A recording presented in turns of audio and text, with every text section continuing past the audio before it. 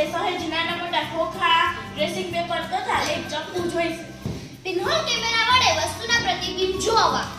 Pinhole કેમેરાને પકડીને નાના ખોખાની ખુલ્લી બાજુમાંથી જુઓ. હવે તમે તમારું માથું અને પિનહોલ કેમેરાને ઢાંકવા માટે કાળા કાપડનો ઉપયોગ કરો. હવે થોડું અંતર રાખો. સૂર્યના પ્રકાશમાં રહેલા પદાર્થો જેવા કે ઇમારત અને વૃક્ષને પિનહોલ કેમેરાથી જોવાનો પ્રયાસ કરો. જ્યાં ડ્રેસિંગ પેપર પર ચિત્ર સ્પષ્ટ જોવા ન મળે ત્યાં સુધી નાના ખોખાને આગળ કે પાછળ તરફ ખસેડો.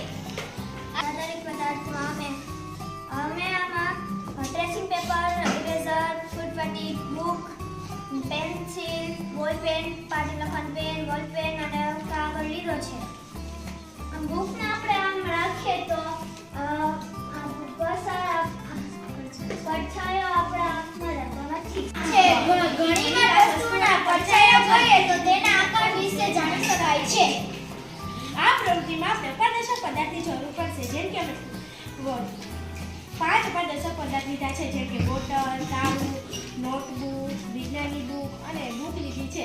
તેમાંથી અમે બુક લીધી છે. જુઓ છો તમને આ પડછાયો દેખાય છે. આ બુકનો પડછાયો છે.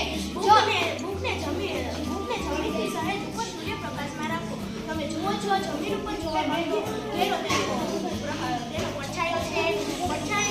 ઘણી વખત પડછાયાના લીધે આપણે આકાર પણ જાણી શકીએ છીએ. જો આ પડછાયો આપણે પડછાયા આપણા હાથમાં છુપાયેલા પડછાયાના પ્રાણીઓ. આ પ્રવૃત્તિમાં આપણે પડદા અને ટોર્ચની જરૂર પડશે. ટોર્ચને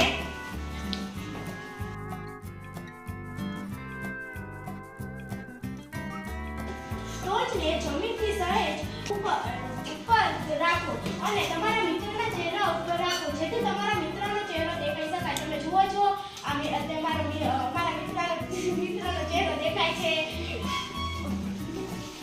જો દેખાય છે. હવે આમાં અમે પક્ષીઓના કેવા ચિત્ર દોરશું. જો આ ઊંટની કુંજ તમને દેખાય છે. આ ઊંટની કુંજ. આ કરોડીઓ છે, દેખાય છે તમને? આ છે બટરફ્લાય.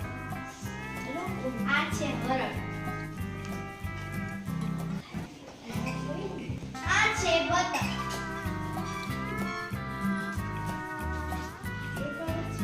તડકો હોય તે જગ્યાએ ખુરશી મૂકો. તો ખુરશીનો અવલોકન કરો. શું ખુરશીનો ચોક્કસ રીતે પડછાયો દેખાય છે?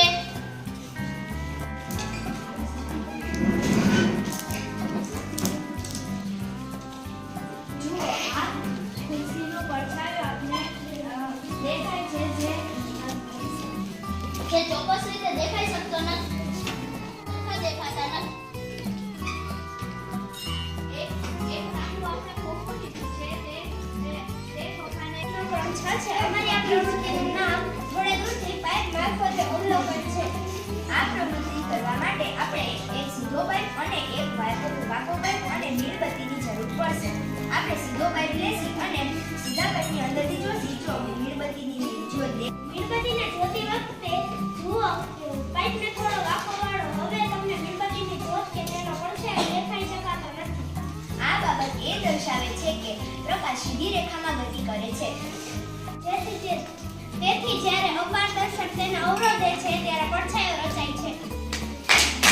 અરીસા દ્વારા પ્રકાશ આપણે આ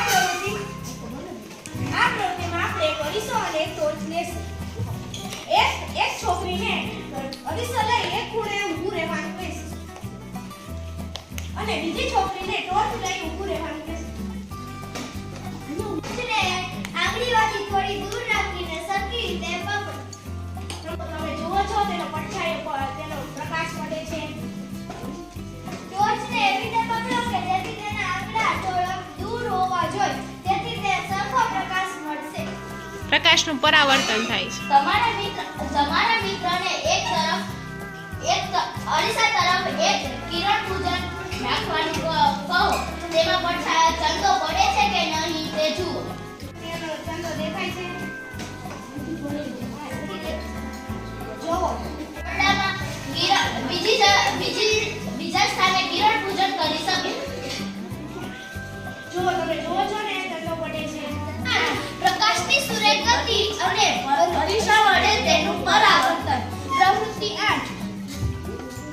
સામગ્રી આ પ્રવૃત્તિ કરવા માટે આપણે એક કાસ્કો ટોર્ચ તથા એક અરીસો જોઈશે